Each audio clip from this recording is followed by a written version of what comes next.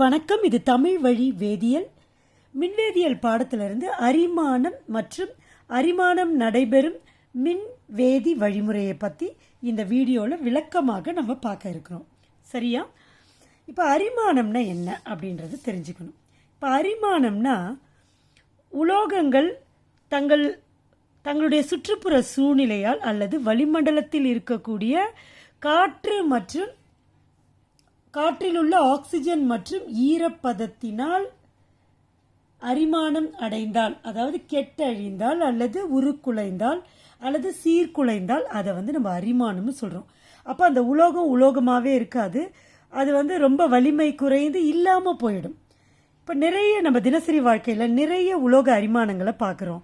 எடுத்துக்காட்டாக இந்த இரும்பு சம்பந்தப்பட்ட பொருட்கள் எல்லாம் நாளடைவில் அரிமானம் அடைந்து வலிமை குறைந்து ஒன்றுமே இல்லாமல் போகிறத பார்க்குறோம். அதே மாதிரி வெள்ளி பாத்திரங்கள் அல்லது வெள்ளியில் செய்யப்பட்ட பொருட்கள் நாளடைவில் கருப்பாக மாறி போகிறத பார்க்குறோம். காப்பர் மற்றும் பித்தளை சம்பந்தப்பட்ட பொருட்கள்லாம் நாள் ஆக ஆக அதன் மேலே அழுக்க பச்சையாக ஒரு படலம் படிவதை பார்க்குறோம். இது எல்லாமே தன்னிச்சையாக தொடர்ந்து இயற்கையிலேயே நடைபெறும் ஒரு செயல்முறை. இதை தான் நம்ம அரிமானம்னு சொல்கிறோம். இதன் விளைவாக அந்த உலோகம் உருக்குலைந்து சீர்குலைந்து கெட்டழிஞ்சு போயிடுது. ஸோ இதை தான் நம்ம அரிமானம்னு சொல்கிறோம். சரியா? இப்போ இந்த அரிமானம் என்பது அப்படின்னு பார்த்தீங்கன்னா ஒரு மின்வேதி செயல்முறை. அப்போ மின்வேதி செயல்முறைனா என்ன அப்படின்னு பார்த்தோம்னா, கேல்வானிக் மின்கலன் மாதிரி ஒரு மிக நுண்ணிய ஒரு கால்வானிக் மின்கலனை இயற்கையிலேயே அரிமானம் அடையக்கூடிய உலோகம் தன் அருகில் தோற்றுவிக்கிறது.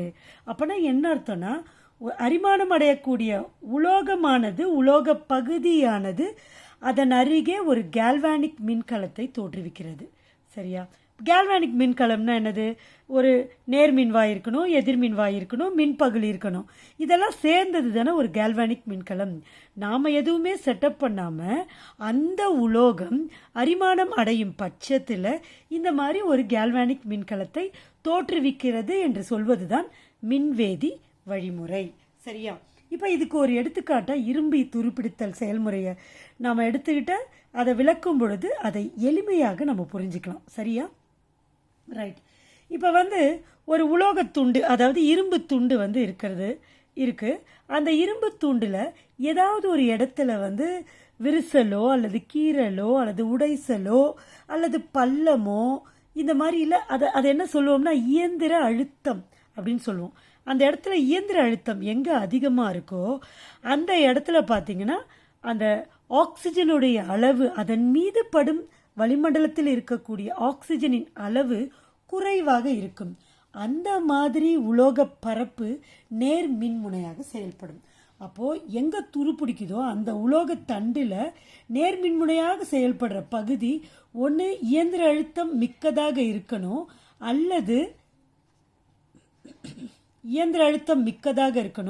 அல்லது ஆக்சிஜனோட அளவு குறைவாக இருக்கணும். கரெக்டாக? அப்போ அந்த பகுதி தான் நேர்மின் முனையாக செயல்படும். அப்போ நேர்மின் முனைனா என்னது? அது அந்த இடத்துல ஆக்சிஜனேற்றம் அடையும். ஆக்சிஜனேற்றம்னா என்னது? அந்த பகுதியில் இருக்கக்கூடிய உலோகம் எலக்ட்ரான்களை இழக்கும். சரியா? அந்த எலக்ட்ரான்கள் அந்த உலோக பரப்பின் மீதே போய் எந்த இடத்துல அந்த உலோகத்தின் பரப்பு எந்த இடத்துல ஆக்சிஜனுடைய அளவு அதிகமாக இருக்கோ, அந்த உலோகத்தின் பரப்பு எங்கே ஸ்மூத்தாக இருக்கோ அந்த இடத்துல அந்த எலக்ட்ரான்கள் செல்லும். அந்த பகுதி எதிர்மின் வாயாக செயல்படும். இதை ஒரு படத்தின் மூலமாக பார்க்கலாம். இப்போ இரும்பு துருப்பிடித்தலுக்கான படம் இதுதான். இந்த படத்தில் இதுதான் இரும்பு துண்டு. இந்த இரும்பு துண்டில் இது ஒரு பள்ளம் அல்லது ஒரு பிளவு இருக்கிறதா நம்ம கற்பனை செய்வோம். இதன் மீது ஒரு நீர்த்துளி இருக்கிறதாவும் வச்சுக்கலாம். நீர்த்துளி இல்லைன்னா ஒரு ஈரக்காற்று இதன் மேலே இருந்தால் கூட இந்த இடம் நேர்மின் வாய் பகுதியாக செயல்படும். சரியா? இந்த நல்லா இருக்கிற ஸ்மூத்தாக இருக்கிற ஆக்சிஜன் சுற்றி நல்லா இதன் மீது படக்கூடிய இந்த உலோகத்தின் பகுதி எதிர்மின் வாயாக செயல்படும். நம்ம உலோகத்தில் நீ நேர்மின் வாயா இந்த இடம் இருக்கணும், இந்த இடம் எதிர்மின் வாயா இருக்கணும் நம்ம சொல்லலை. இயற்கையாகவே இந்த மாதிரி ஒரு சூழ்நிலை அந்த உலோகத்திற்கு உருவாகிறது. அந்த மாதிரி ஒரு மின்வேதி செயல்முறை அங்கு நிகழத் தொடங்குது. சரியா? அப்போ இந்த இந்த இடத்துல இருக்கக்கூடிய உலோக இரும்பு பகுதியானது எலக்ட்ரான்களை இழந்து Fe2+ மாறுது. சரியா? அப்போ எலக்ட்ரான்களை இழக்குதா, அதனால அது ஆக்சிஜனேற்றம். அந்த ஆக்சிஜனேற்றம் எங்கே நடக்கும்? நேர்மின்வாயில் தான் இருக்கும். இப்போ இது கொடுக்கக்கூடிய எலக்ட்ரான்கள் அப்படியே உலோக பரப்பின் மீதே சென்று இந்த எதிர்மின்வாய் பகுதியை அடையும். இந்த எலக்ட்ரான்கள் காற்றில் உள்ள ஆக்சிஜன் மற்றும் இந்த இந்த வளிமண்டலத்தில் கார்பன் டை ஆக்சைடு இருக்கும் இல்லையா, ஆக்சிஜன் மட்டுமா இருக்கும், கார்பன் டை ஆக்சைடு இருக்கு இல்லையா, இந்த கார்பன் டை ஆக்சைடு என்ன பண்ணுன்னா அந்த காற்றில் உள்ள ஈரப்பதமான இந்த H2O சேர்ந்து கார்பானிக் அமிலத்தை உருவாக்கும். கரைசல் நிலையில் இதன் அருகில் இருக்கும். அந்த கார்பானிக் அமிலம் என்ன பண்ணும்? H+ அயனியை கொடுக்கும் இல்லையா. இந்த H+ அயனி மற்றும் இந்த ஆக்சிஜன் இங்கேருந்து போகிற அந்த எலக்ட்ரான்கள் எல்லாம் ஒன்று சேர்ந்து நீர் மூலக்கூறுகளை தோற்றுவிக்கும். சரியா? இந்த எலக்ட்ரான்கள் அப்படியே ஒரு சுற்றில் சுற்றி வர்ற மாதிரி இருக்கிறதுனால இந்த மின்சுற்று முழுமையடையும். சரியா? இந்த எலக்ட்ரான்கள் இந்த வழியாக பாயும். அதுக்கப்புறம் இந்த Fe2+ அந்த எலக்ட்ரான்களை பெற்று அந்த ஹைட்ரஜன் அயனிகள், ஆக்சிஜன் இதெல்லாம் சேர்ந்து துருவாக மாறுது. அப்போ இந்த சுற்று முழுமையடைகிறது. அதனால் அதனுடைய அந்த இஎம்எஃப்பை கூட மெஷர் பண்ணி தான் அளந்து தான் வச்சுருக்காங்க. அப்போ இந்த கடைசியாக என்ன ஆகும்? இந்த மாதிரி மாறின Fe2+ அயனிகள் ஆக்சிஜன் கூடயும் இந்த மாதிரி இந்த ஹைட்ரஜன் அயனிகள் கூடயும் சேர்ந்து Fe3+ ஆக்சிஜனேற்றம் அடைந்து அந்த Fe3+ அயனிகள் இந்த காற்றில் இருக்கக்கூடிய ஈரப்பதத்துடன் வினை புரிந்து இந்த Fe2O3 XH2O என்று சொல்லப்படுகிற இரும்பு 2 ஆக்சைடை உருவாக்குகிறது. அதுதான் என்னது? துரு. இந்த துரு ஒரு ப்ரௌன் கலரில் நம்ம பார்த்துருப்போம். இரும்பின் மேற்பரப்பின் மீது அப்படியே அழுக்கு மாதிரி ஒரு ப்ரௌன் கலரில் படிஞ்சிருக்கும். இப்போ இது மேலே படிஞ்சிரும். இப்போ அரிமானத்தை நம்ம என்ன சொல்கிறோம்னா, இது ஒரு தொடர்ந்த செயல், இது தொடர்ந்து நடந்துட்டுருக்கும், தன்னிச்சையானது இது. அதனால தான் அதனுடைய இஎம்எஃப் அந்த மின்கல அழுத்தம், இது ஒரு மின்கலமாக இருக்கும் பட்சத்தில் இதோட மின்கல அழுத்தம் பார்த்தோம்னா நேர்குறி மதிப்புடையதாக இருக்கும். அதனால் இது ஒரு தன்னிச்சையான செயல்முறை ஆகும். சரியா? இந்த மாதிரி நிகழ்வுகள் தான் இந்த இரும்பு துருப்பிடித்தல்ல நடக்குது. இப்போ நம்ம இதில் நடக்கிற நேர்மின்வாய் எதிர்மின்வாய் வினைகளை நம்ம பார்ப்போம். இப்போ நேர்மின்வாய் நான் சொல்லிட்டேன், ஆக்சிஜன் அளவு எங்கள் பகுதியில் குறைவாக இருக்கிறதோ அந்த இடம் நேர்மின் முனையாக செயல்படும். அப்போ நேர்மின் முனையில் என்ன நடக்கும்? ஆக்சிஜனேற்றம் நடக்கும். ஆக்சிஜனேற்றம்னா எலக்ட்ரான் இழத்தல் இல்லையா. அப்போது ஹைட்ரஜன், அதாவது Fe, இங்கே இருக்க இரும்பு Fe2+ மாற்றமடையும். அப்போ என்ன ஆகும்? நேர்மின் முனையில் இரும்பானது எலக்ட்ரான்களை இழக்கும். எவ்வளோன்னா 4 எலக்ட்ரான்களை இழக்கும்.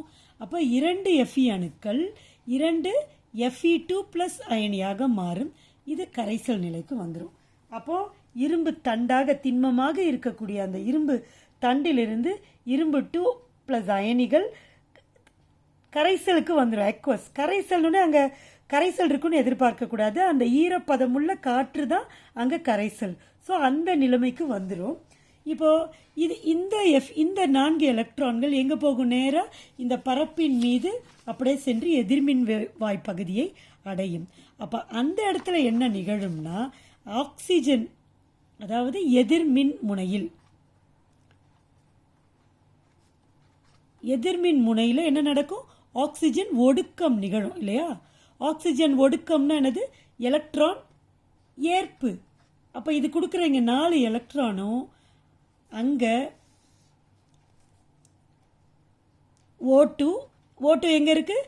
வளிமண்டலத்தில் இருக்கிற காற்றில் இருக்குது. ப்ளஸ் இந்த 4H+ எங்கேருந்து வந்துச்சு? இந்த கார்பானிக் அமிலம், கார்பன் டை ஆக்சைடு நீரோட சேர்ந்து கார்பானிக் அமிலத்தை உண்டாக்கும். அந்த கார்பானிக் அமிலம் என்றதுனால அது ஹைட்ரஜன் அயனிகள் தரும். அந்த ஹைட்ரஜன் அயனிகள் அந்த இடத்துல இருக்கும். ப்ளஸ் இந்த 4 எலக்ட்ரான்கள், இந்த இரும்பு ஆக்சிஜனேற்றம் அடைந்து இழந்திருக்கக்கூடிய இந்த 4 எலக்ட்ரான்கள் கூட சேர்ந்து 2 H2O மூலக்கூறுகளை அது உண்டாக்கும். இந்த H2O ஈரப்பதம் காற்றில் இருக்கும்.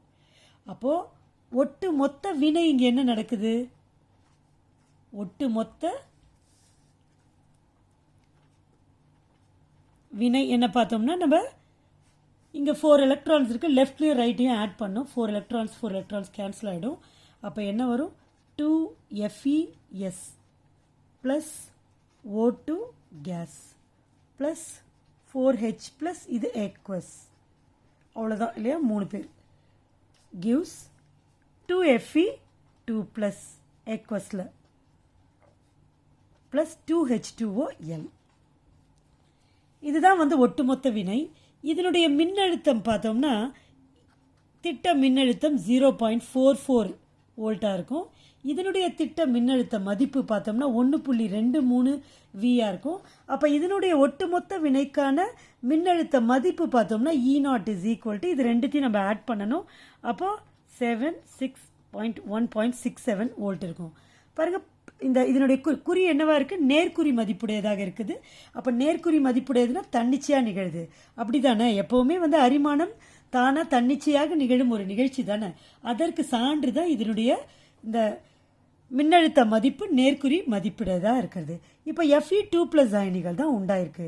இந்த Fe2+ அயனிகள் என்ன ஆகும்? இன்னும் ஆக்சிஜனேற்றம் அடைந்து Fe3+ அயனிகளாக மாறும். அப்போ அந்த Fe2+ அயனிகள் எங்கே இருக்கும்? இந்த இடத்துல இருக்கும். Fe2+ அயனிகள் இங்கே இருக்கும், இந்த சர்ஃபேஸில் இருக்கும். அப்போ இந்த Fe2+ அயனிகள் இங்கே இருக்கிற ஈரப்பதத்தினோடையும் அந்த H+ஓடையும் O2 கூடையும் இணைந்து 2Fe2+ அயனிகள்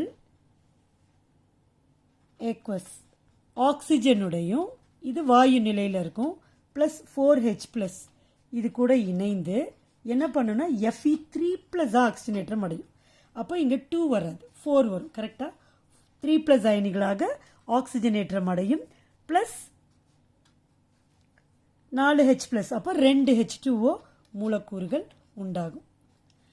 அப்பையும் என்ன ஆயிடுச்சு? நமக்கு துரு இன்னும் உருவாகலை. இது வந்து Fe2+ அயனிகள் Fe3+ அயனிகளாக மாறிடுச்சு. அதாவது ஆரம்பத்தில் இருந்த அந்த இரும்பு துருப்பிடிக்காத நல்லா இருந்த இரும்பு முதல்ல 4 எலக்ட்ரான்களை இழந்து Fe2+ ஆகுது. அந்த Fe2+ அயனிகள் மேலும் ஆக்சிஜனேற்றம் அடைந்து Fe3+ அயனிகளாக மாறுது. இந்த Fe3+ அயனிகள் நீர் மூலக்கூறோட சேர்ந்து Fe2O3 XH2O ஆர் வெறும் H2Oன்னு போடலாம். இந்த மாதிரி துருவாக மாறிடுது. இதுதான் வந்து அழுக்கு மாதிரி அந்த உலோகத்தின் பரப்பின் மீது மேலே படிஞ்சிருக்கிற துரு இதுதான். ப்ளஸ் ஹைட்ரஜன் அயனிகள் இதில் வெளியில் வரும். சரியா? அப்போ 6 ஹைட்ரஜன் அயனிகள் வெளில வருது. 2Fe3+ 4H2O Fe2O3 H2O இந்த மாதிரி வரும். இதுதான் வந்து துரு. இந்த துரு தான் ஃபார்ம் ஆகுது. இப்போ இந்த அரிமானம் என்பது நம்ம என்ன சொல்கிறோம்னா இது தன்னிச்சையாக தொடர்ந்து நிகழக்கூடியது. இது ஏன் தொடர்ந்து நிகழுது அப்படின்னா எந்த பகுதி உலோகத்தின் எந்த பகுதியில் ஆக்சிஜனுடைய செறிவு குறைவாக இருக்கிறதோ அந்த பகுதி நேர்மின்முனையாக செயல்பட்டு அரிமானம் அடையும். இப்போ இந்த இடத்துல துரு உண்டாயிடுச்சு இல்லையா? இந்த Fe2+ அப்படியே இங்கே டிரான்ஸ்ஃபர் ஆகி வந்து Fe2O3 XH2O ஆகி இங்கே படியுது. அப்போ இந்த இடத்துல இருக்கிற இரும்பின் மீது துரு படிவதனால இந்த இடத்தில் இருக்கக்கூடிய இரும்பின் மீது ஆக்சிஜனுடைய அளவு வந்து குறைவாகிறது. அப்போ இந்த மின்வேதி செயல்முறை என்ன சொல்லுது? எங்கே ஆக்சிஜன் கம்மியாக இருக்கோ அந்த இடம் நேர்மின் வாயாக செயல்படும். அப்போ எது நேர்மின் வாயாக செயல்படுதோ அது என்ன ஆகும்? ஆக்சிஜனேற்றம் அடையும். ஸோ எந்த பகுதி ஆக்சிஜனேற்றம் அடையுதோ அது என்னவாகும்? அரிமானம் அடையும். ஸோ இந்த இடத்துல ஆக்சிஜனுடைய அளவு குறைவாக இருக்குது, அதனால் அது நேர்மின் வாயாக செயல்பட்டு ஆக்சிஜனேற்றம் அடைந்து அரிமானம் அடையும். அப்போ மேலே மேலே மேலே துரு வர வர அந்த இடத்துல படக்கூடிய ஆக்சிஜன் அளவு குறைஞ்சிக்கிட்டே வந்து மேலும் மேலும் மேலும் அந்த உலோகமானது துரு பிடித்து வலிமை இழந்து ஒன்றுமே இல்லாத மாதிரி ஆறதுக்கு வந்து இதுதான் வந்து காரணம். சரியா?